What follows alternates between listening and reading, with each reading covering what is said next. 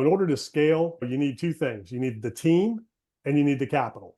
So what you want to do is focus on the team first, because you need that team with systems and processes in place so you can raise the capital. In order to scale, you need deals and you need capital. So you need that team to help you find deals and help you find capital. So the first thing you need to do is you need to write down, take an inventory of where you are right now. So where are you right now? What does your team look like? What does your company look like? What does your portfolio look like? Take an honest inventory of where that is. Then you need to write down where you want to take it and make it a big goal, okay? And then reverse engineer that goal. But in order to get to that big goal, you need to think about, okay, what do I need to look like as an entrepreneur to get to that level? Who do I need to become? Then you need to think about, who do I need to surround myself with? You're going to need a team in order to scale. And that team can be outsourced or you can hire that.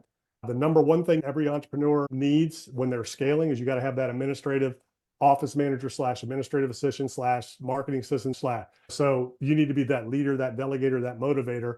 You need that key person that can handle all of the little details for you. Then as you go along, you're going to need somebody sourcing deals. So you need an acquisitions manager. You're going to need somebody dealing with investors. So you're going to need director of investor relations. If you don't need to raise the capital, you got to get the financing. So you need the banking relationships. You need capital, so you need to be generating cash flow to invest. Really, at that point, it comes down to good deals, right? You need to be able to find good deals.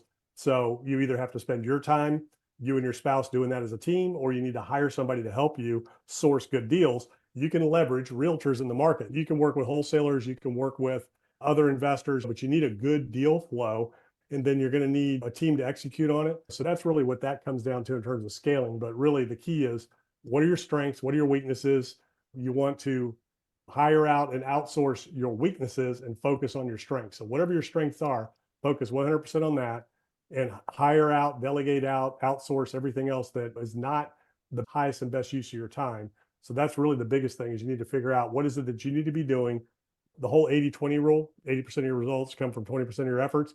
Take that 20% and break that down into 100%.